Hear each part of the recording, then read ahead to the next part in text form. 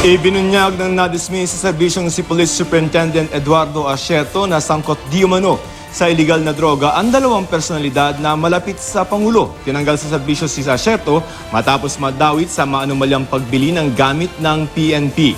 Naiugnay din siya sa smuggling ng shabu na itinago sa mga magnetic lifter. Ayon naman kay dating PNP Chief Bato de la Rosa, pina-validate raw niya noon ang impormasyon pero wala namang nakuhang matibay na ebidensya. Itinanggi rin ng PIDEA at ng Malacanang ang paratang ni Asierto. May report si June Veneracion. Dating anti-illegal drugs operative ang nadismiss sa serbisyong si Senior Superintendent Eduardo Asierto. At habang nasa pwesto, nakalap daw niya ang impormasyon galing sa isang asset na kasama raw mismo sa sindikato ng droga. Sa aking pag-iimbestiga, natuklasan ko na ang ating Pangulo, si Presidente Rodrigo Roa Duterte, ay laging may kasamang dalawang taong matindi ang involvement sa illegal na droga. Ito ay sina Michael Yang at Alan Lim.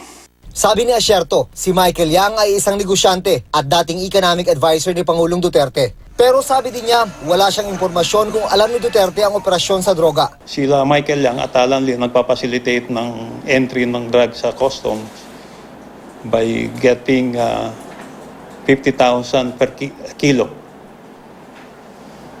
Yun yung report sa akin. Kung talagang galit si Presidente Duterte sa droga, bakit hindi niya ipinahuli ang mga nasabing taong ito? O pinaimbestigahan man lang? Nadismiss sa serbisyo si Asierto dahil nadawit sa manumalyang pagbili ng AK-47 ng PNP.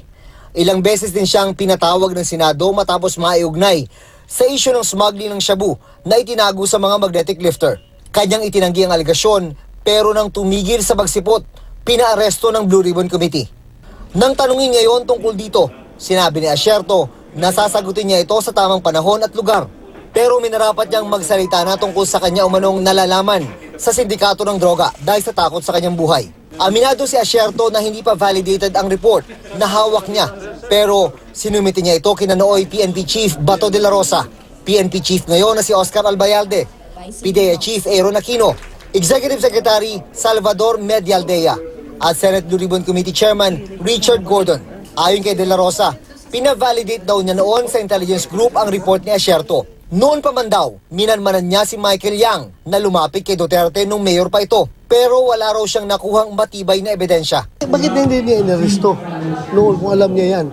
Dapat ginawa niya ng aksyon. The timing is very suspicious. Validate ko. Wala man talagang confirmation na bumalik sa akin. Ayon naman kay Albayalde, I do not remember having received any copy of an alleged report that identified Presidential Advisor Michael Yang as being involved in illegal drugs. ayon naman kay Aquino, pina-validate daw niya noon ang report ni Asierto at binigyan ng kopya ang palasyo. Pero sa validation daw nila, ibang Michael Yang ang lumabas sa sangkot sa droga. Looking at our list, PRRD list, merong Michael Yang doon pero malayo sa lugar.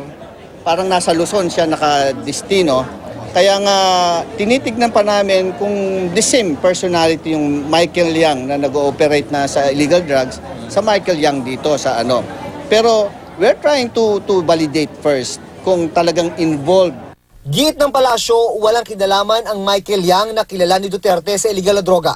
Mismong ambassador ng China na raw ang naglinis sa pangalan ni Yang. Wala raw si Yang sa drug list ng Pangulo. Since he has been accused of involvement in drugs, he wants to get back. Komento naman ni Gordon, nagbibigay ng ibang impormasyon si Asierto imbis na sagutin ang kanyang pagkakasangkot sa droga. Walang ebidensya yun dahil hearsay. Abogado ko, kahit nasabihin ko, thrown out of court kagad yan.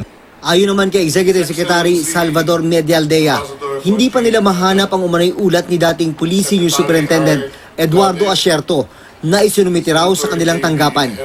Patuloy na sinisikap ng GMA News na makuna ng panig si Yang. June Veneracion, GMA News.